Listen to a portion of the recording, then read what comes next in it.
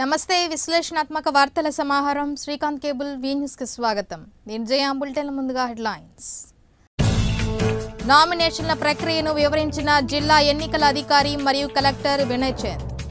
అభ్యర్థులందరూ విధిగా నిబంధనలు పాటించాలని ఆదేశం. ఘనంగా అమరజీవి పొట్టి శ్రీరాములు 118వ జయంతి. పలువురు నివాళి. కొనసాగుతున్న రాజకీయ వలసలు. ఆత్మీయ స్వాగతం పలుకుతున్న నేతలు.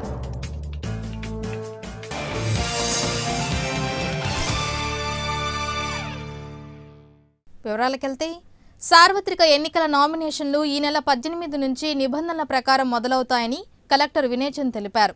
జిల్లా పరిపాలనా కార్యాలయం ప్రకాశం భవనంలోని కలెక్టర్ ఛాంబర్లో ఏర్పాటు చేసిన విలేకరుల సమావేశంలో ఎన్నికల నామినేషన్ మరియు నిబంధనలను వెల్లడించారు. ఈ నెల 25వ తేదీ వరకు అభ్యర్థులు నామినేషన్లు దాఖలు చేయవచ్చని, ఈ ప్రక్రియను పకడ్బందీగా నిర్వహించేలా చర్యలు తీసుకున్నామని కలెక్టర్ చెప్పారు. 26వ తేదీన నామినేషన్ల పరిశీలన, 28న నామినేషన్ల ఉపసంహరణ, అదే రోజు పోటీలో ఉండే అభ్యర్థుల జాబితా విడుదల చేస్తామని తెలియజేశారు. పోటీ చేసే అభ్యర్థి 6 విభాగాల్లో నామినేషన్ పత్రాలు పూర్తిగా నింపాలని, వాటితో పాటు ఫామ్ 26 కింద అఫిడవిట్ ఇవ్వకపోతే నామినేషన్ రద్దు చేసే అధికారం ROలకు ఉందని స్పష్టం చేశారు. ఉదయం 11 గంటల నుంచి మధ్యాహ్నం 3 గంటల వరకు నామినేషన్ల స్వీకరణ జరుగుతుందని, 25వ తేదీ మధ్యాహ్నం 3 గంటలు దాటి 1 నిమిషం ఆలస్యంగా వచ్చినా లోపలికి అనుమతించేది లేదని స్పష్టం చేశారు. 23, 24 తేదీల్లో ప్రభుత్వ సెలవు దినాలు ఉన్నాయని, దీనిని అభ్యర్థులు గమనించాలని కలెక్టర్ కోరారు. 18th నుంచి 25th వరకు ఫైల్ అయిన నామినేషన్స్ని 26వ తారీఖున ఆయా రిటర్నింగ్ ఆఫీసర్స్ మళ్ళీ దాన్ని స్క్రూటినైజ్ చేస్తారు. ఫుల్ షేప్లో ఉన్న నామినేషన్ ప్రాసెస్ని మాత్రమే యాక్సెప్ట్ చేయడం జరుగుతుంది. ఎక్కడైనా ఇంపార్టెంట్ పారాగ్రాఫ్స్ కానీ ఇంపార్టెంట్ ప్రీ కండిషన్స్ కానీ సాటిస్ఫై అవ్వకపోతే నామినేషన్ పేపర్ రిజెక్ట్ అయ్యే అవకాశం కూడా ఉంటుంది. సో ప్రతి ఒక్కరూ కూడా పొలిటికల్ పార్టీస్కి సంబంధించి కానీ, అదేవిధంగా ఇండిపెండెంట్ క్యాండిడేట్స్ కూడా ఎవరెవరైతే పోటీ చేస్తున్నారో వాళ్ళంతా కూడా కొన్ని ముఖ్యమైనటువంటి అంశాలని గుర్తుపెట్టుకోవాల్సిన అవసరం ఉంది. ముందుగా ఇందాక చెప్పినట్లుగా సోమవారం అంటే 18th నుంచి 25th వరకు నామినేషన్స్ని బిట్వీన్ 11 AM to 3 PM, మధ్యలో లంచ్ బ్రేక్ అనేది ఏమి ఉండదు. 11 AM to 3 PM మాత్రమే దీన్ని యాక్సెప్ట్ చేయడం జరుగుతుంది. 11ంటికి ముందు కానీ 3 తర్వాత కానీ నామినేషన్స్ యాక్సెప్ట్ చేసే గైడ్లైన్స్ మనకి లేవు. అలా చేసినా కూడా ఇన్వాలిడ్ నామినేషన్స్ అవుతాయి. అదేవిధంగా మరొక ముఖ్యమైనటువంటి అంశం, ఈ 18 నుంచి 25 లోపల 23, 24 రెండు కూడా పబ్లిక్ హాలిడేస్. అంటే మన పబ్లిక్ హాలిడేసు స్టేట్ గవర్నమెంటో సెంట్రల్ గవర్నమెంటో ఇచ్చేవి కాదు. నెగోషియబుల్ ఇన్స్ట్రుమెంట్స్ యాక్ట్ 1881 కింద ఏవైతే పబ్లిక్ హాలిడేస్గా డిక్లేర్ అవుతాయో వాటి కింద all Sundays are public holidays, 2nd and 4th Saturdays are also public holidays. So వాటిని దృష్టిలో పెట్టుకుని క్యాండిడేట్స్ కానీ పొలిటికల్ పార్టీస్ వాళ్ళ నామినేషన్ ప్రాసెస్ని ప్లాన్ చేసుకోవాలి. సో 23, 24 రెండు కూడా they will be treated as public holidays. ఆ రోజున నామినేషన్స్ స్వీకరించబడవు. పోటీలో ఉండే అభ్యర్థులు గత 10 ఏళ్లలో ప్రభుత్వంలో పనిచేసి ఉన్నా, ప్రభుత్వ భవనాల్లో నివాసం ఉన్నా, విద్యుత్తు, నీరు, టెలిఫోను, అద్దె బిల్లులు పూర్తిగా చెల్లించి NOC సమర్పిస్తేనే నామినేషన్ల పరిగణలోకి తీసుకుంటామని కలెక్టర్ వినయ్ చంద్ తెలిపారు. పార్లమెంటు నియోజకవర్గంలో పోటీ చేసే అభ్యర్థి ఫామ్ 2A, అసెంబ్లీ అభ్యర్థి ఫామ్ 2B పూర్తి చేసి ఇవ్వాలని కలెక్టర్ వినయ్ చంద్ తెలియజేశారు.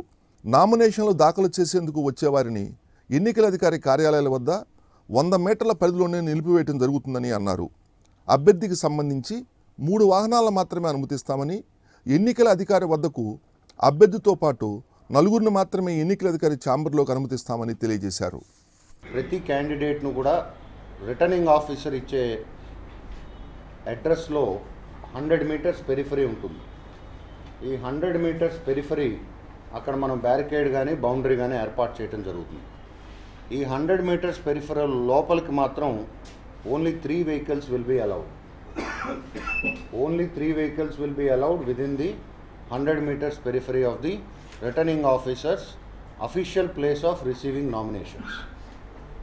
అదేవిధంగా క్యాండిడేట్తో పాటు క్యాండిడేట్ కాకుండా మరొక 4 మాత్రమే నామినేషన్స్కి ఫైల్ చేయడానికి రిటర్నింగ్ ఆఫీసర్ ఛాంబర్లోకి పర్మిట్ చేయడం జరుగుతుంది. ఇది చాలా ఖచ్చితంగా ఎన్ఫోర్స్ చేయాల్సిన బాధ్యత మా పైన ఉంది. సహకరించాల్సిన అవసరం కూడా క్యాండిడేట్స్ పైన ఉంది. దీన్ని వైలేట్ చేస్తే మాత్రం it will be treated as a severe breach of election nomination conditions. దీని మీద ఎలక్షన్ కమిషన్ కూడా చాలా సీరియస్గా స్పందించిన దాఖలాలు కూడా గతంలో మనం చూసాం. So there will be complete videography, there with time and date stamp, complete బందోబస్తు మేము ఏర్పాటు చేసినా కూడా ఇక్కడికి వచ్చి సెక్యూరిటీ సిబ్బందితో వాదించడం కానీ, 5గురికి మించి రిటర్నింగ్ ఆఫీసర్ ఛాంబర్లోకి చొరబడడం కానీ చేస్తే మాత్రం it will be treated as a criminal offence. So candidates and political parties are requested to remember that. Criminal కేసులున్న అభ్యర్థులు పోటీలో ఉంటే 2 ప్రధాన పత్రికల్లో 3 సార్లు విధిగా క్రిమినల్ చరిత్రపై స్వయంగా C1 ఫామ్ ఆధారంగా ప్రకటనలు ఇవ్వాల్సి ఉంటుందని, ఎలక్ట్రానిక్ మీడియాలోనూ 3 సార్లు 8 సెకన్లకు తగ్గకుండా ప్రకటనలు ప్రసారం చేయాలని సుప్రీంకోర్టు ఆదేశాలు ఉన్నందున తప్పనిసరిగా వాటిని పాటించాలని కలెక్టర్ వివరించారు. నామినేషన్ వేసిన వారికి C3 ఫారం ఆధారంగా ROలు నోటీసులు ఇస్తారని, తద్వారా ఈ నెల 28 నుంచి ఏప్రిల్ 9వ తేదీలోపు ఖచ్చితంగా ప్రకటనలు ఇవ్వాలని కోరారు. అంటే ఆ క్యాండిడేట్కి సంబంధించిన క్రిమినల్ యాంటీసెడెంట్స్ పెండింగ్ ట్రయల్ ఉన్నవి కూడా ఇంక్లూడ్ చేయాలి. అందులో కన్విక్షనే కాదు, పెండింగ్ ట్రయల్ ఉన్నటువంటి నామినేషన్ క్రిమినల్ కేసెస్ని కూడా చాలా డీటెయిల్డ్గా ఫిలప్ చేయాలి. అదేవిధంగా ఫామ్ 26లో చాలా కాలమ్స్ ఉంటాయి. ఏ కాలమ్ కూడా బ్లాంక్ వదలడానికి వీల్లేదు. అంటే ఆ క్యాండిడేట్కి సంబంధించిన క్రిమినల్ యాంటీసెడెంట్స్ పెండింగ్ ట్రయల్ ఉన్నవి కూడా ఇంక్లూడ్ చేయాలి. అందులో కన్విక్షనే కాదు, పెండింగ్ ట్రయల్ ఉన్నటువంటి నామినేషన్ క్రిమినల్ కేసెస్ని కూడా చాలా డీటెయిల్డ్గా ఫిలప్ చేయాలి.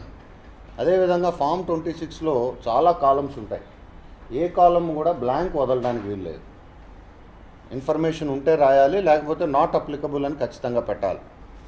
సో ఫామ్ 26 ఫిలప్ చేయడంలో చాలా జాగ్రత్తలు వహించాలి. తర్వాత ఈ ఫామ్ 26 అనేది it is a sworn affidavit.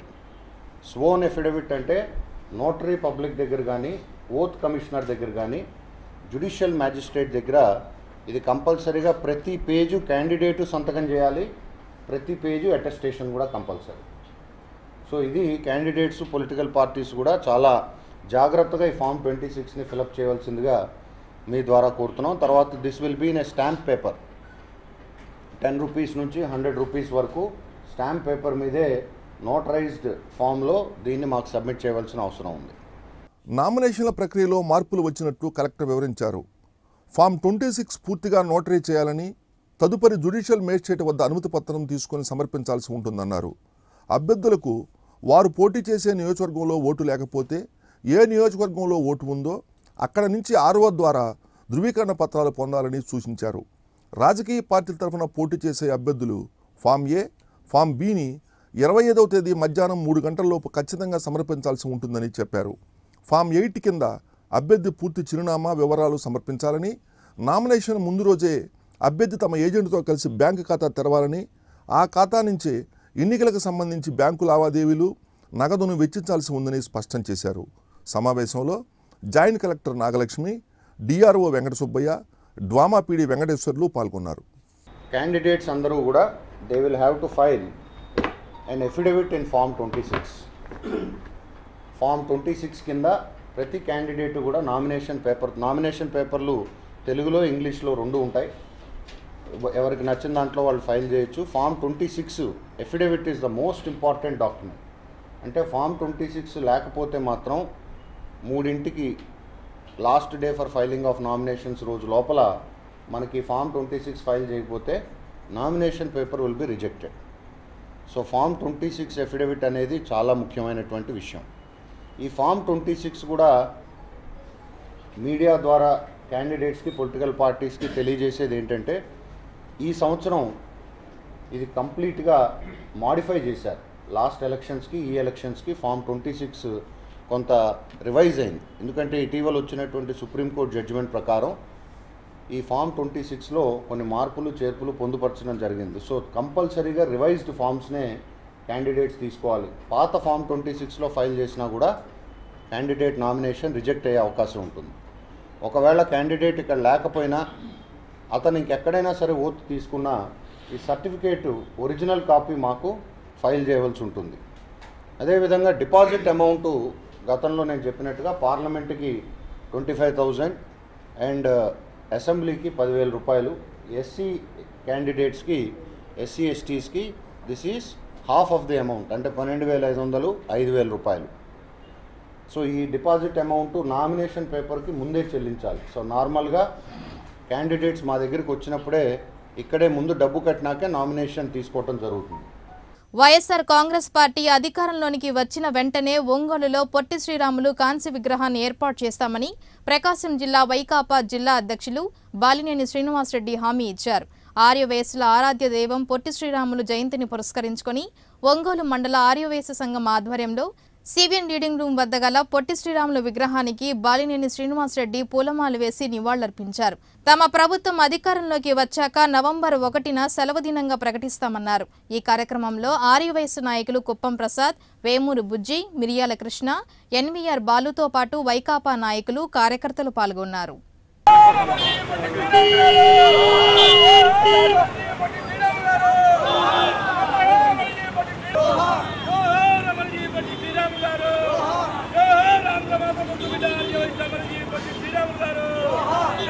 Potti Sriramulu గారి జయంతి సందర్భంగా ఒంగోలు మండల ఆర్యవైశ్య సంఘం తరఫున ఇక్కడ శ్రీరాములు గారికి గార్లాండ్ చేయడం జరిగింది. ముఖ్యంగా పొట్టి శ్రీరాములు ఆయన రాష్ట్ర కోసం ఎంతో చేసినటువంటి వ్యక్తి. మరి గతంలో నవంబర్ 1 సెలవు దినంగా ఉండేది, ఆయన జ్ఞాపకార్థం. మరి చంద్రబాబు నాయుడు గారు ఆయన వచ్చి సెలవు తీసేయడం నిజంగా చాలా దుర్మార్గమైన చర్య. ఖచ్చితంగా కూడా మన వైఎస్ఆర్ కాంగ్రెస్ అధికారులకు వస్తే జగన్మోహన్ గారికి దృష్టి తీసిపోయి మరి నవంబర్ 1 మనం కూడా సెలవు దినంగా ప్రకటించేదానికి మా సాయంత్రం కృషి చేస్తాం. మరి ముఖ్యంగా ఒంగోలులో పొట్టి శ్రీరాములు గారికి కాంస్య విగ్రహం మేము వైఎస్ఆర్ కాంగ్రెస్ పార్టీ అధికారులు రాగానే కాంస్య విగ్రహం ఏర్పాటు చేస్తామని చెప్పి కూడా తెలియజేసుకుంటా ఉన్నాం. దళితుల ఆత్మీయ అభిమానానికి ఎళ్లవేళలా కృతజ్ఞుడై ఉంటానని ఒంగోలు ఎమ్మెల్యే దామచల జనార్దన్ అన్నారు. తెలుగుదేశం ప్రభుత్వంతోనే దళితుల సంక్షేమం సాధ్యపడుతుందని తెలిపారు. ఒంగోలు పాత కూరగాయల మార్కెట్ సెంటర్లో నీలంపాలెనికి చెందిన తెలుగు యువత దామచర్ల దళిత యూత్ ఫోర్స్ ఆధ్వర్యంలో ఎమ్మెల్యే దామచల జనార్దన్ను ఘనంగా సత్కరించారు. ఈ సందర్భంగా జనార్దన్ మాట్లాడుతూ దళితుల సంక్షేమంలో భాగంగా ఎస్సీ ఎస్టీ సప్లాన్ నిధులను వినియోగించి అనేక అభివృద్ధి కార్యక్రమాలు చేపట్టామని తెలియజేశారు. దళిత కాలనీలలో ఓపెన్ జిమ్లు, డిజిటల్ లైబ్రరీలు, రోడ్లు, డ్రైన్లతో పాటు ఇతర మౌలిక వసతులు కల్పించినట్లు తెలిపారు. దళిత యువతకు వ్యక్తిగత రుణాలు మంజూరు చేయించినట్లు చెప్పారు. కార్యక్రమానికి విచ్చేసిన ఎమ్మెల్యేకి యువత పూలజల్లులతో స్వాగతం పలికారు. ఈ కార్యక్రమంలో పార్టీ మరియు అనుబంధ సంఘాల నాయకులు ముత్తన శ్రీనివాసులు, నత్తల కనకారావు, నాళం నరసమ్మ, నావూరి కుమార్, కొల్లిపల్లి సురేష్, దాయినేని ధర్మ, కుసుమకుమారి, పసుపులేటి సునీత, పేముల విజయనిర్మల తదితరులు పాల్గొన్నారు. కార్యక్రమంలో భాగంగా ఖాదీ బోర్డు రాష్ట్ర డైరెక్టర్గా నియమితులైన దాసరి వెంకటేశ్వర్లను ఘనంగా సత్కరించారు. మన ఒంగోలు బాగుండాలి, అన్ని విధంగా అభివృద్ధి చెందాలి అనే ఒక మంచి సంకల్పంతో మీరు ఆ రోజు అందరూ కూడా ఓట్లేసి నన్ను గెలిపించారు. నన్ను గెలిపించినప్పటి నుంచి రాత్రింబగుల్లో చాకరీ చేసి ఈరోజు ఒంగోలు రూపురేఖలు మార్చాను. ప్రతి ఒక్క కార్యక్రమంలో కూడా ప్రజలకు ఉపయోగపడే కార్యక్రమాలన్నీ చేశాం. ఈరోజు ఏదైతే ప్రజలు ఇబ్బంది పడుతున్నారో 15 సంవత్సరాల నుంచి చేయన పనులన్నీ కూడా ఈ 4.5 సంవత్సరాల్లో మనం పూర్తి చేసి ఈరోజు ఒక మార్పులు తీసుకొచ్చామని తెలియజేస్తా ఉన్నా. ఈరోజు ఎప్పుడు చూసుకొని గుర్తుపెట్టుకుంటే మనం వచ్చిన తర్వాత రోడ్లు కానీ, డ్రైనేజ్ సిస్టమ్ కానీ, అదేవిధంగా కరెంటు కానీ, హౌసింగ్ కానీ, ఈరోజు మంచినీళ్ళు కానీ, ఇవన్నీ కూడా మనం వచ్చిన తర్వాత ఈరోజు ఈ కార్యక్రమాలన్నీ కూడా మనం చేసాం. ప్రతి ఒక్క పేదవాడి కోసం అని చెప్పి ఇవన్నీ కూడా మనం ఏ అయితే చేయాలో ఆ కార్యక్రమాలన్నీ కూడా మనం చేసాం. ఈరోజు మనకి మంచి అవార్డు తెచ్చుకునే పరిస్థితుల్లో మున్సిపాలిటీని తీసుకెళ్ళాం. ఇంకా ఎన్నో కార్యక్రమాలు చేయాల్సినవి ఉన్నాయి, అవి కూడా పూర్తి చేస్తామని చెప్పేసి కూడా మీ అందరూ కూడా ఈ సందర్భంగా నేను తెలియజేస్తా ఉన్నా. కాబట్టి ఏదైనా కూడా మనం చేసే కార్యక్రమాలన్నీ కూడా మీరు కూడా చూశారు. ఎప్పుడు కూడా ప్రజల్లో ఉండి ప్రజలకు కావాల్సిన కార్యక్రమాలు చేయటం కూడా చేశాం. మీరు కూడా మళ్ళీ ఇప్పుడు ఎన్నికలు వచ్చినాయి, మీరు కూడా ఏం చేసే ఈరోజు ఈ టౌన్ ఏ విధంగా ఉందో మీ అందరూ కూడా మీ కళ్ళతో మీరు చూస్తూ ఉన్నారు. దానికి మీ అందరూ కూడా ఈ ఎన్నికల్లో కూడా మీ అందరూ కూడా ఆశీర్వదించండి. మాజీ మంత్రి వైఎస్ వివేకానందరెడ్డి హత్య తెలుగుదేశం పార్టీ కుట్రేనని వైకాపా జిల్లా అధ్యక్షుడు మాజీ మంత్రి బాలినేని శ్రీనివాసరెడ్డి ఆరోపించారు. ఒంగోలు నగరంలోని జిల్లా పార్టీ కార్యాలయంలో నల్ల రిబ్బన్లు ధరించి నిరసన వ్యక్తం చేశారు. అనంతరం వైఎస్ వివేకానందరెడ్డి చిత్రపటానికి బాలినేని పూలమాలలు వేసి నివాళులర్పించారు. ఆయన మృతి పార్టీకి తీరని లోటుగా ఆవేదన వ్యక్తం చేశారు. వివేకానందరెడ్డి హత్యపై సమగ్ర విచారణ జరిపించి నిందితులను కఠినంగా శిక్షించాలని డిమాండ్ చేశారు. ఈ కార్యక్రమంలో నగర అధ్యక్షుడు సింగరాజు వెంకట్రావు, రాష్ట్ర అధికార ప్రతినిధి బత్తుల బ్రహ్మానందరెడ్డి, ఈదర మోహన్ బాబు, వేమూరి బుజ్జి, కుప్పం ప్రసాద్, మహిళా అధ్యక్షురాలు గంగాడ సుజాత, నగర అధ్యక్షురాలు పల్లా అనురాధ, బైరెడ్డి అరుణ, రమణంతో పాటు పలువురు పాల్గొన్నారు. దివంగత ముఖ్యమంత్రి రాజశేఖర రెడ్డి గారి సోదరుడు వైఎస్ వివేకానందరెడ్డి గారు నిన్న హఠాన్మరణం నిజంగా అందరూ కూడా వైఎస్ఆర్ కాంగ్రెస్ పార్టీ శ్రేణులందరూ కూడా కలవరపరిచింది. మరి దారుణంగా ఆయన్ని హత్య చేయటం నిజంగా దీని వెనక కుట్ర దాగి ఉందనేది అందరికీ తెలుసు. ముఖ్యంగా కడప జిల్లాలో గతంలో కూడా రాజశేఖర రెడ్డి గారు ఆయన బయట రాష్ట్రం చూస్తున్నప్పుడు ఆయన లోకల్గా కడప జిల్లాలో మరి వైఎస్ వివేకానందరెడ్డి గారు ఆయనకి తోడుగా ఉండి ఆయన అంతా కడప జిల్లా అంతా కూడా చూసుకునే పరిస్థితి ఉండేది. మరి ఈరోజు కూడా జగన్మోహన్ రెడ్డి గారు రాష్ట్రం అంతా పర్యటిస్తే కడప జిల్లా విషయంలో కూడా వైఎస్ వివేకానందరెడ్డి గారు అన్ని నియోజకవర్గాలు తిరిగి పార్టీ బలోపేతానికి కృషి చేస్తూ ఉంటే ఇది ఓర్చుకోలేక తెలుగుదేశం పార్టీ వాళ్ళు కావాలని కుట్ర పన్ని ఆయన హత్య చేసిన పరిస్థితులు ఉన్నాయి. దీన్ని తీవ్రంగా ఖండిస్తూ ఉన్నాం. సార్వత్రిక ఎన్నికలు సమీపిస్తున్న తరుణంలో రాజకీయ పార్టీలలోకి వలసలు ప్రారంభమయ్యాయి. మాజీ మంత్రి జీవీ శేషు కుమారుడు డాక్టర్ గుర్రాల రాజవిమల ఆధ్వర్యంలో క్లౌపేట, రైలుపేటలో పెద్ద ఎత్తున పలువురు తెలుగుదేశం పార్టీలో చేరారు. వారికి ఎమ్మెల్యే దామచల జనార్దన్ పార్టీ కండువాలు కప్పి స్వాగతించారు. ఈ కార్యక్రమంలో రిమ్స్ అభివృద్ధి committee chairman doctor K Sitaramaiah, నగర పార్టీ అధ్యక్షులు కొట్టారి నాగేశ్వరరావు, తేళ్ల రవితేజ, సండ్రపాటి వినయ్, తేళ్ల బంగారం, కాళహస్తి ఆదిత్య, కాళహస్తి పరంజ్యోతి మరియు పలువురు తెలుగుదేశం పార్టీ నాయకులు పాల్గొన్నారు. 3వ డివిజన్ కరుణా కాలనీలో పలువురు తెలుగుదేశం పార్టీలో చేరారు. ఎమ్మెల్యే జనార్దన్ పార్టీ కండువాలు కప్పి వారిని సాదరంగా పార్టీలోనికి ఆహ్వానించారు. బండారు మదన్ మోహన్, ముంతాజ్ తదితరులు ఈ కార్యక్రమంలో పాల్గొన్నారు.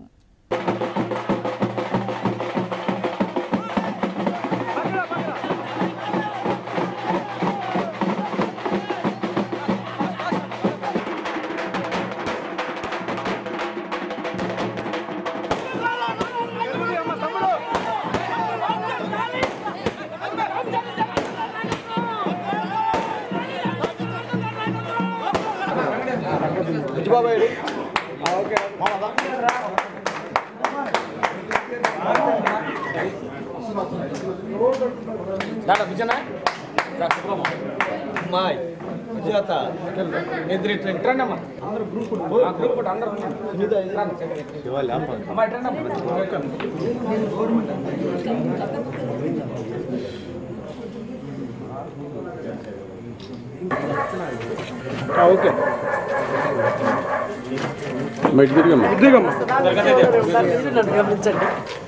ఓకే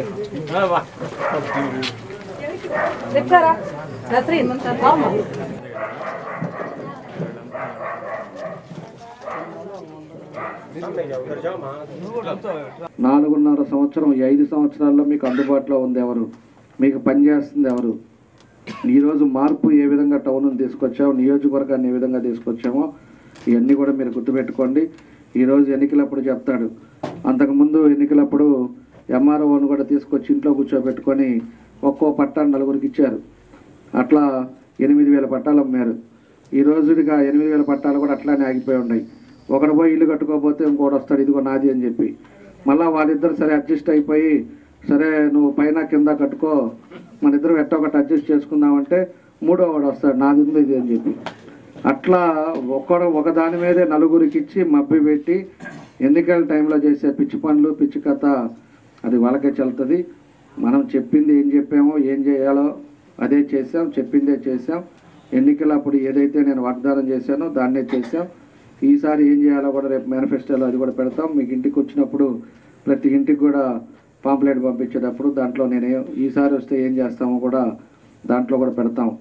కాబట్టి ఇవన్నీ కూడా మీరు గుర్తుపెట్టుకొని మనకు కావాల్సిన ఎవరైతే ఉన్నారో మీ బంధువులు అందరికి కూడా మీరందరూ కూడా చెప్పి మళ్ళా తెలుగుదేశం పార్టీ అధికారంలోకి వస్తేనే మళ్ళా మన అభివృద్ధి కార్యక్రమాలు జరుగుతాయి. లేదంటే మళ్ళా 5 సంవత్సరాలు మళ్ళా వెనకబడిపోతాం. అక్కడ వచ్చే లోపలికి జగన్మోహన్ రెడ్డి సంగతి మీ అందరికి కూడా తెలుసు. 16 నెలలు జైల్లో ఉన్నాడు. మళ్ళా ప్రతి శుక్రవారం పోయేసి మళ్ళా ఛార్జ్షీట్లో సంతకాలు పెట్టి రావాల్సిందే. ఈరోజు 16 కేసుల్లో A1 ముద్దాయిగా ఉన్నాడు. ఈరోజు ఇలాంటి చరిత్ర ఉండే వ్యక్తి ఈరోజు ముఖ్యమంత్రి కావాలని చెప్పేసి ఈరోజు తిరుగుతూ ఉన్నాడు. వి న్యూస్లో చిన్న విరామం.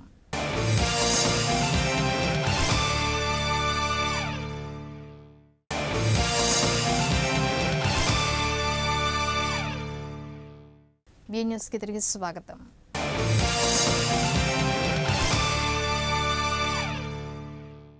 ఒంగోలులోని బండ్లమిట్టలో గల బేతంశెట్టి హరిబాబు నివాసంలో ఏర్పాటు చేసిన అల్పాహార విందులో మాజీ మంత్రి బాలినేని శ్రీనివాసరెడ్డి పాల్గొన్నారు. ఈ సందర్భంగా బాలినేనికి హరిబాబు కుటుంబ సభ్యులు ఘన స్వాగతం పలికారు. ఈ సందర్భంగా బేతంశెట్టి హరిబాబు కుటుంబ సభ్యులు బాలినేని శ్రీనివాసరెడ్డి, బాలినేని ప్రణీత్ రెడ్డిలను ఘనంగా సత్కరించారు. అనంతరం పలువురు యువత వైకాపాలో చేరారు. వీరికి బాలినేని శ్రీనివాసరెడ్డి పార్టీ కండువాలు కప్పి సాదరంగా పార్టీలోనికి ఆహ్వానించారు. ఈ కార్యక్రమంలో మాజీ ఏఎంసీ చైర్మన్ సింగరాజు రాంబాబు, నగర అధ్యక్షులు సింగరాజు వెంకట్రావు, ఈదర మోహన్ బాబు, ప్రముఖ న్యాయవాది నాగిశెట్టి మోహన్ దాస్, వేమూరి బుజ్జితో పాటు పలువురు మహిళా నాయకులు పాల్గొన్నారు.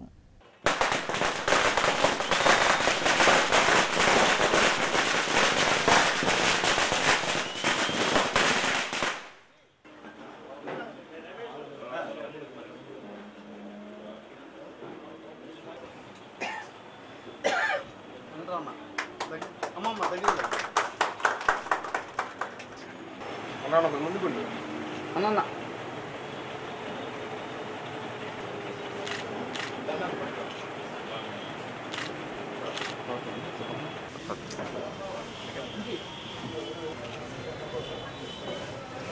అక్కడ పక్కన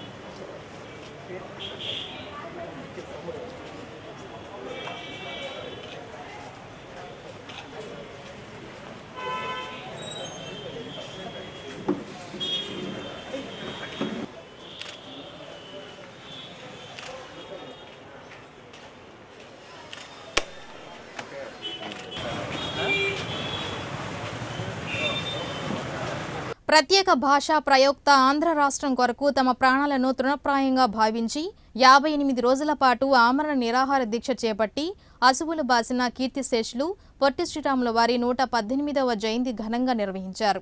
all India Mahatma social club Ongole శాఖ, వాస్వి క్లబ్ కేసీజీఎఫ్ ఒంగోలు మరియు వాస్వి క్లబ్ సిటిజన్ సంయుక్తంగా ఒంగోలు కేశవస్వామిపేట తాతా బిల్డింగ్స్ వద్ద గల పొట్టి శ్రీరాముల వారి విగ్రహానికి పూలమాల వేసి ఘన నివాళులర్పించారు.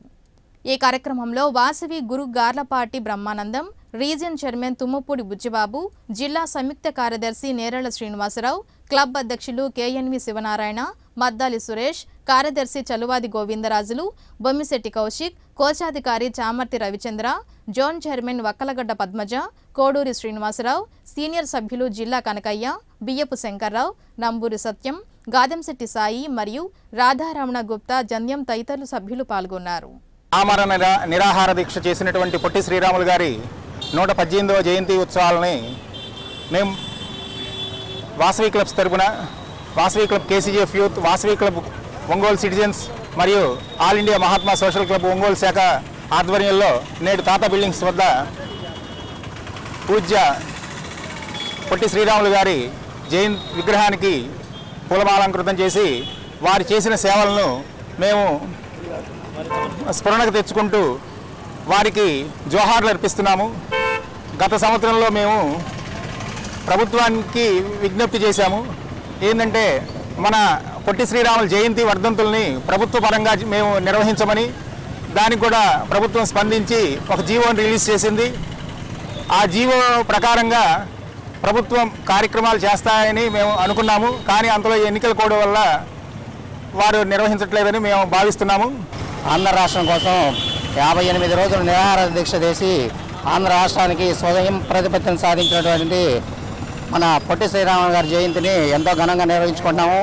భావి తరాల వారికి మన పొట్టి శ్రీరాములు గారు చేసిన త్యాగాలను స్మరించుకునే విధంగా ప్రభుత్వం కొన్ని కార్యక్రమాలు నిర్వహించాలని మేము కోరుకుంటున్నాము. గతంలో కూడా మేము చెప్పి ఉన్నాము. అదేవిధంగా ఈ సంవత్సరం కూడా మేము జయంతి కార్యక్రమాలని మా వాసవి క్లబ్ తరఫున ఒంగోలు సిటిజన్ కేసీఎఫ్ యూత్ ఆధ్వర్యంలో ఇక్కడ తాతా బిల్డింగ్ దగ్గర నిర్వహించాము. దీన్ని మేము స్ఫూర్తిదాయకంగా తీసుకొని ముందు భవిష్యత్తులో మంచి కార్యక్రమాలు చేయడానికి తోడ్పాటును అందిస్తామని కోరుకుంటూ సెలవు తీసుకున్నాను. జై వాసవి. జనసేన పార్టీతో బీఎస్పీ పొత్తు కుదరటం చారిత్రాత్మక ఘట్టమని జనసేన పార్టీ నాయకులు సుంకర సాయిబాబా అన్నారు. జనసేన అధినేత పవన్ కళ్యాణ్ మాయావతిని కలిసి పొత్తులపై అవగాహనకు వచ్చారు. సమాచారం అందుకున్న జనసేన బీఎస్పీ కార్యకర్తలు కలెక్టరేట్ వద్ద గల అంబేద్కర్ విగ్రహానికి పాలాభిషేకం చేసి పూలమాలతో అలంకరించారు. ఈ సందర్భంగా సాయిబాబా మాట్లాడుతూ దళిత బహుజనుల మధ్య పొత్తు కుదిరిందన్నారు. సామాజిక న్యాయం కోసం రాష్ట్రంలో పవన్ కళ్యాణ్, దేశంలో మాయావతి కృషి చేస్తుందన్నారు. బహుజన రాజ్యాధికారం కోసం పనిచేస్తున్న పార్టీలకు ప్రజలు మద్దతు ఇవ్వాలని కోరారు. ఈ కార్యక్రమంలో జనసేన నాయకులు మెట్టు శ్రీను, చైతన్య ప్రసాద్, బండారు సురేష్, కిషోర్, నరేష్, బీఎస్పీ నాయకులు పులిపాటి రాఘవులు, ఆంజనేయులు, దాసరి కోటయ్య తదితరులు పాల్గొని మిఠాయిలు పంచుకొని సంబరాలు చేసుకున్నారు. మాన్యశ్రీ కాంశీరామ్ గారి నాయకత్వంలో, వారి యొక్క దర్శకత్వంలో మరి పూజ్య సిస్టర్ మాయావతి గారు ఉత్తరప్రదేశ్లో మరి ఆవిడ మార్కు రాజకీయాన్ని చూపించారు. గతంలో ఒక 4 నెలల కిందట జనసేన అధినాయకుడు శ్రీ పవన్ కళ్యాణ్ గారు వారిని కలవటం జరిగింది. ఆ సందర్భంలో ఇష్యూరెన్స్ ఇవ్వలేదు. కానీ ఈ రోజున మరి రాత్రి రాజమండ్రి మీటింగ్ అయిపోతేనే హుటాహుటిగా లక్నో వెళ్ళారు. మరి భావసారూప్యం గల పార్టీ బహుజన సమాజ్ పార్టీ. అందరూ అన్ని కులాలు కలవాలి. కేవలం అధికారం అనేది 2 వర్గాల మధ్యన లేక పెద్దవాళ్ళ మధ్యన కాదు.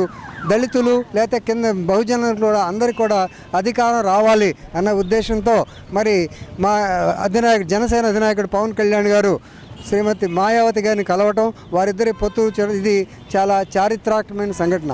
ఎస్సీలు, ఎస్టీలు, బీసీలతోనే రాజ్యం వచ్చిందని శ్రీ మాన్యుల కాంశీరామ్ గారు చెప్పడం జరిగింది. దాన్ని ఆదర్శంగా తీసుకుంటూ కొనసాగింపుగా మేము ఈరోజు ఈ కార్యక్రమాన్ని మొదలుపెట్టాం. ఈరోజు ఎస్సీ, ఎస్టీ, బీసీ మైనార్టీలకు రాజ్యాధికారం వచ్చిందనేది నగ్న సత్యమని మేము నమ్ముతూ జనసేన, బీఎస్పీ కలిసి ఊవెత్తున భారీగా జన సమీకరణ చేస్తూ ఓటు కూడా సమీకరణ చేసి ఎస్సీ, ఎస్టీ, బీసీలు రాజ్యాధికారం వైపు మళ్లించేలాగా మేము తోడ్పడతామని పవన్ కళ్యాణ్ గారికి మరి వాళ్ళ పార్టీ ఎటువంటి నాయకులందరికీ కూడా మా హృదయపూర్వక ధన్యవాదాలు తెలియజేసుకుంటూ కళామిత్ర మండలి ఆధ్వర్యంలో జిల్లా గ్రంథాలయంలో వికసించే విరజాజులు కవితా సంపుటి ఆవిష్కరణ కార్యక్రమం జరిగింది. మండలి అధ్యక్షుడు డాక్టర్ నూనె అంకమరావు, రచయితల సంఘం జిల్లా కార్యదర్శి కుర్రా ప్రసాద్ బాబు కార్యక్రమాన్ని నిర్వహించారు. అధ్యాపకుడు భువనగిరి పురుషోత్తం పుస్తక విశ్లేషణ చేయగా, గ్రంథాలయ కార్యదర్శి సజ్జ మధుసూదన్ రావు, ప్రజానాట్య మండలి రాష్ట్ర గౌరవ అధ్యక్షులు అన్న నల్లూరు వెంకటేశ్వర్లు, సాహిత్య అకాడమీ సభ్యులు డాక్టర్ నాగభైరవ నారాయణ, విశ్రాంత అధ్యాపకుడు చదలవాడ నరసింహారావు, షేక్ మహబూబ్ జాన్, నరసం గౌరవ అధ్యక్షురాలు టి అరుణ తదితరులు రచయిత అలవల సుబ్రరత్నం కవితా శైలిని, భాషా పటిమను ప్రశంసించారు. రచయిత దంపతులను ఘనంగా సత్కరించారు. వివిధ సాహిత్య సంఘాల ప్రతినిధులు కార్యక్రమానికి హాజరయ్యారు. మన దేశానికి స్వాతంత్ర పోరాటంలో ప్రముఖ పాత్ర వహించిన వారిని ప్రస్తావించుకుంటూ అక్షరీకరణ చేసినటువంటి వారు. ఆయన సాహిత్యాన్ని ఎలా సృజించాలి, దానికి నగిషీలు ఎలా చెక్కాలి, నేను ఒక శిల్పిని కావాలి అని అనుకోని చేసినటువంటివి కాదు. అనుకోకుండా అప్రయత్నంగా వచ్చిన తన భావాలు, ఆలోచనలని మాత్రమే వీటిలో ఉంచారని సవినయంగా మాతో చెప్పినప్పుడు, ఉంచండి మీ పిల్లలకి, అలాగే కొంతమందికి పనికొచ్చే విధంగానే ఇందులో అంశాలు ఉన్నాయి, తప్పులు ఒప్పులు పూచేటటువంటి మంచి సహృదయత కలిగినటువంటి వారు దీన్ని చూడగలరు అని చెప్పని మేము అన్నప్పుడు ఆయన అలాగేనని చెప్పని దాన్ని ఆవిష్కరింప చేద్దామని నిర్ణయంతో ఈ రోజున ఈ కార్యక్రమంగా దీనిలోకి వచ్చింది. అక్షరం కానిది అక్షరం, శాశ్వతం కానిది జీవితం. అక్షరమే జీవితం అయితే ఆ జీవితానికి మరి ముగింపనేది ఉండదు. పుస్తక రూపంలో జీవితాంతం మిగిలే ఉంటుంది. ఈ విధంగా 77 ఏళ్ల వయసులో కూడా కవిత్వం పట్ల, సాహిత్యం పట్ల ఆయనకున్న అభివృద్ధికి, ఆయనకున్న విశ్వాసానికి కవులుగా సాహితీవేత్తలుగా మనమందరం మనస్ఫూర్తిగా ఆ దంపతులను అభినందిద్దాం. ఒక 2 నెలల క్రిందట నేను కూడా వెళ్ళాను. ఇల్లు చూసి ఇల్లాలను గురించి చెప్పవచ్చు అనే నానుడి వినే ఉంటారు. అయితే కార్యాలయం అయితే దాని శుభ్రతను బట్టి అక్కడ పరిపాలించే అధికారి, ఇల్లైతే ఇల్లాలి పనితనాన్ని అంచనా వేయవచ్చు. దశాబ్దాల క్రితం నిర్మించిన భవనం నిరాదరణకు గురైంది. పాలకులు మారుతున్నారు, జిల్లా ముఖ్య పరిపాలనా అధికారులు మారుతున్నారు. మరమ్మతులు చేయాల్సిన భవనం మాత్రం మరమ్మతులకు నోచుకోక పెచ్చులూడి పడుతూ ఎప్పుడు ఏం ప్రమాదం ముంచుకొస్తుందనే భయంతో సిబ్బంది కాలం వెళ్లదీస్తున్నారు. అరాకొర వసతులతో ఉన్న భవనం అభివృద్ధి, పునర్నిర్మాణంపై అధికారులు దృష్టి సారించారు. జరుగుతున్న పనులు చూసి సిబ్బంది, నిత్యం వచ్చే సందర్శకులు ఎంతకాలానికి మోక్షం కలిగిందో అని అనుకుంటున్నారు. జిల్లా కేంద్రం ఒంగోలులో ముఖ్య పరిపాలనా భవనం ప్రకాశం భవనం. అన్ని ముఖ్య ప్రభుత్వ శాఖల ప్రధాన కార్యాలయాలు ఇక్కడే ఉన్నాయి. జిల్లా కలెక్టర్, సంయుక్త కలెక్టర్తో పాటు జిల్లా అధికారులు ఈ భవనం నుండే పరిపాలన సాగిస్తుంటారు. దీంతో ఉమ్మడి తెలుగు రాష్ట్రంలో ఉన్న జిల్లా పరిపాలనా భవనాల్లో దీనికి ఒక ప్రత్యేకత ఉండేది. అయితే 1970వ సంవత్సరం ప్రాంతంలో నిర్మించిన ఈ భవనం పూర్తి స్థాయిలో నిరాదరణకు గురైంది, శిథిలావస్థకు చేరింది. దీనిని గమనించిన జిల్లా అధికారులు 2012-2013లో నూతన భవన నిర్మాణానికి 100 కోట్ల నిధులు మంజూరు చేయించారు. అనంతరం వచ్చిన వారు దీనిపై దృష్టి సారించకపోవడంతో నిధులు నిలిచిపోయాయి. దీంతో నూతన భవన నిర్మాణం ఆగిపోయింది. శిథిలావస్థకు చేరుకుంటున్న భవనాన్ని మరమ్మతులు చేయించాలని జిల్లా కలెక్టర్ వినయ్ చంద్ నిర్ణయించారు. ప్రకాశం భవనం నిర్మాణ పనులను రోడ్లు, భవనాలు, పంచాయతీరాజ్, మున్సిపల్ శాఖలకు బాధ్యతలు అప్పగించి చేపట్టాల్సిన పనులను చేసి భవన మరమ్మతులు చేపట్టారు. భవనాన్ని పూర్తి స్థాయిలో కొత్త రంగులు వేయించారు. కలెక్టరేట్లోని అంతర్గత రోడ్లను పూర్తి స్థాయిలో విస్తరించి నిర్మాణం చేపట్టారు. అస్తవ్యస్తంగా ఉండే విద్యుత్ వైర్లను సరిచేశారు. సిబ్బంది, అధికారుల వాహనాలు నిలుపుకునేందుకు కలెక్టరేట్ దక్షిణ వైపు ప్రత్యేకంగా షెడ్లను పూర్తి స్థాయిలో విస్తరించారు. సిపిఓ సమావేశ మందిరం ప్రాంతంలో నూతనంగా ఎన్నికల విధులు నిర్వహించేందుకు అనువుగా అధునాతన వసతి కల్పిస్తూ భవన పునర్నిర్మాణం చేశారు. సిపిఓ ఆఫీసుకు వెళ్లే దారిలోని షెడ్లను మొత్తం పూర్తి స్థాయిలో తొలగించడంతో పాటు ఆ ప్రాంతం విశాలవంతంగా తయారు చేశారు. దీర్ఘకాలంగా నిర్మాణానికి నోచుకొని కలెక్టరేట్ను ఆధునీకరించడంపై ప్రభుత్వ సిబ్బంది, సందర్శకులు ఆనందం వ్యక్తం చేస్తున్నారు.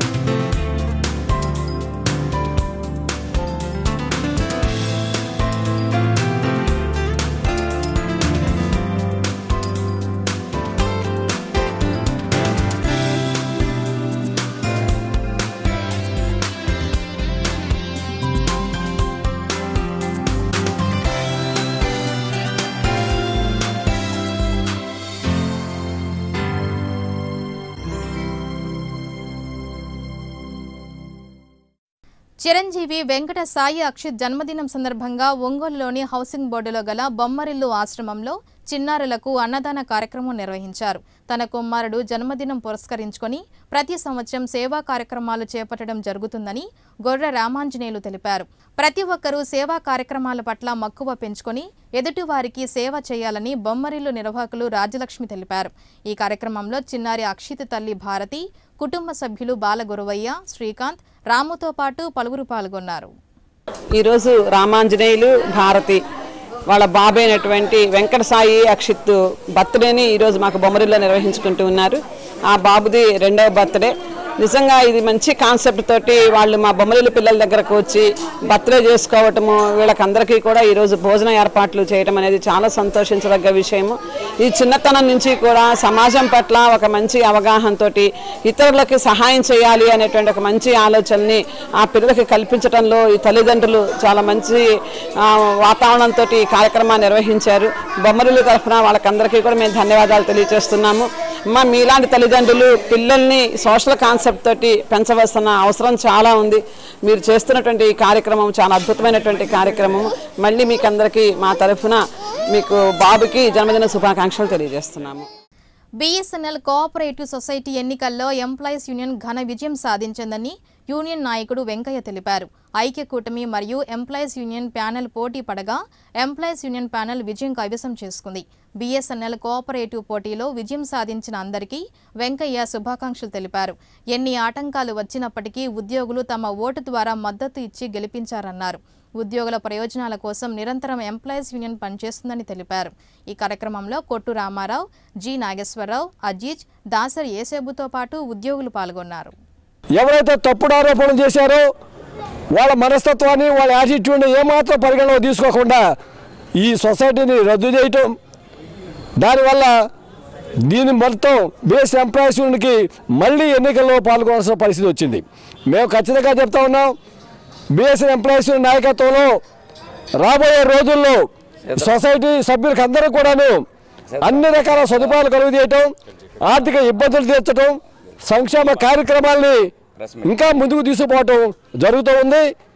ఇప్పుడు ఈ ఎన్నికల్లో సక్రమంగా జరగడానికి సహకరించిన ఎలక్షన్ ఆఫీసర్ గారికి, అదేవిధంగా పోలీస్ డిపార్ట్మెంట్ వారికి, మీడియా మిత్రులందరికీ కూడా కృతజ్ఞతలు తెలియజేస్తూ ఉన్నాం.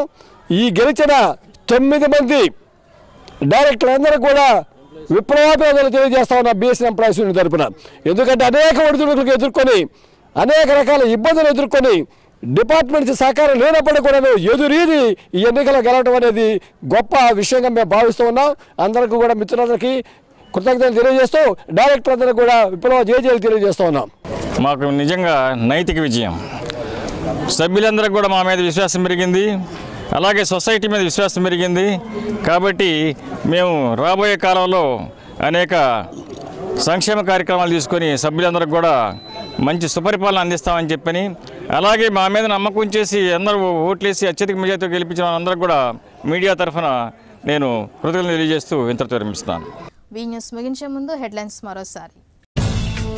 నామినేషన్ల ప్రక్రియను వివరించిన జిల్లా ఎన్నికల అధికారి మరియు కలెక్టర్ వినయ్ చంద్. అభ్యర్థులందరూ విధిగా నిబంధనలు పాటించాలని ఆదేశం. ఘనంగా అమరజీవి పొట్టి శ్రీరాములు 118వ జయంతి, పలువురు నివాళి. కొనసాగుతున్న రాజకీయ వలసలు, ఆత్మీయ స్వాగతం పలుకుతున్న నేతలు. వి న్యూస్ డైరీలో ఈరోజు మాట: ధర్మానికి, దేశానికి ఉపయోగపడని జీవితం, ధనము రెండూ వృధానే.